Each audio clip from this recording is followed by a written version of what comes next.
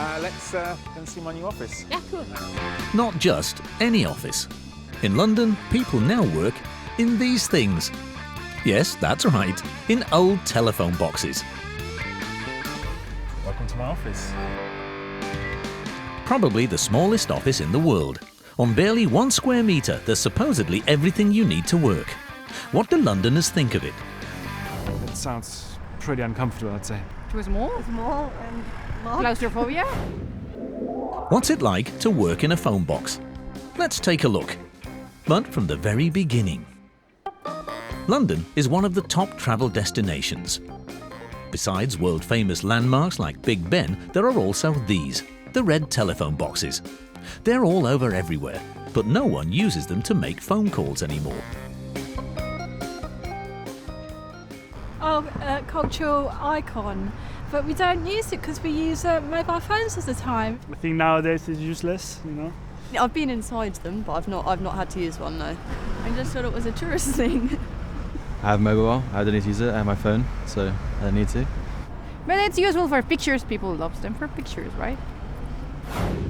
True, these red boxes have always been tourists' favourite photo motifs. Up until now.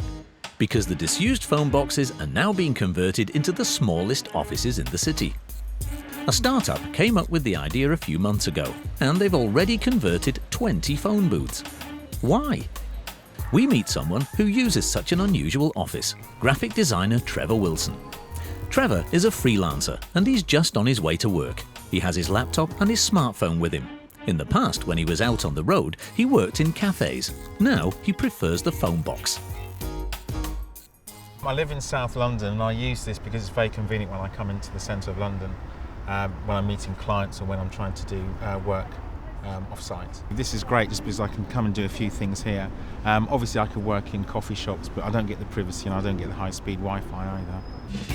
Trevor can get into the box 24/7 using an access code. Welcome to my office. Supposedly there's everything Trevor needs to work here, except for a chair. Desk, Wi-Fi, telephone, printer, and scanner. There's no room for our camera team. So Trevor has to work with the door open today. Honestly, how long can you stand it in here? Not long, probably an hour or so at a time, actually. Not too long. Just to get what I need to get done, really. So it's a little bit unusual, but it's big enough. I mean, I'm quite surprised the phone boxes are actually as big as this, really. But it's big enough and comfortable. Well, comfortable is a matter of opinion. The conversion was quite a fiddly job. The city almost refused to approve the phone booth offices. But then they gave in, although the one-man office lacks one crucial thing: a toilet. When Trevor has to go, he's got to clear his desk. It's better to take everything. I mean, you can sort of lock in, but obviously if somebody else is going to use the pod after you, it's not a good idea. So yeah, you have to pack everything up, really. Okay. That's the one thing there's not room for. But why is Trevor doing this to himself? Office rents are skyrocketing in London. The average monthly rent is €160 per square metre. By comparison, in Munich, the most expensive city in Germany, the price per square metre is €16. Self-employed people in particular are reaching their limits in London. The phone booth office costs €30 per month. Wi-Fi, telephone flat rate and printer paper included. Well, as often as I need to, whenever I need to do it. So yeah, any time really. Come rain or shine. Above Trevor's head, there's a surveillance camera. Is he not afraid of data theft? No, I'm not. Don't really think about it, actually. It's good to know that if anything happens, that obviously there's somebody sort of looking and it's more secure. So yeah. Hardly any other city is under as much video surveillance as London.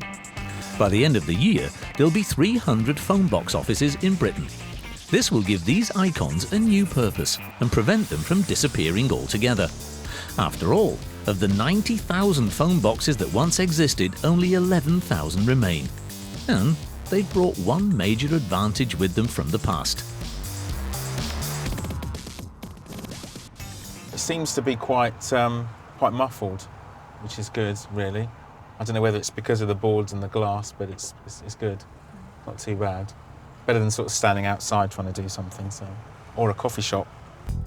But for meetings, it is a bit cramped in here, isn't it? Well, we can try the 2 people have a meeting in a pod. It's probably big enough. You want to come in and see? There we go. That is just about big enough, isn't it? It Could is, actually do a joint Skype here, so it works. It's actually very cozy, but It is very cosy. It's possible, isn't it? Definitely. It is, yeah. Yeah, definitely do that. It's a little bit like sitting in a Dixie toilet. Trevor's now accustomed to the confinement, but it's no good for more than one person. Disused telephone boxes as the offices of the future. Can Londoners really imagine that? It's a very small space, but yeah, that's a different use for it. That would be a good idea. If it's that much cheaper, yeah. Yeah, why not? Yeah, it'd be good standing all the time. For those who just need to go online briefly or print something out, the telephone booths are a good alternative. And who knows? Maybe there'll be mini offices like this in Germany one day. After all, there are old phone booths there too, but they'd be in yellow.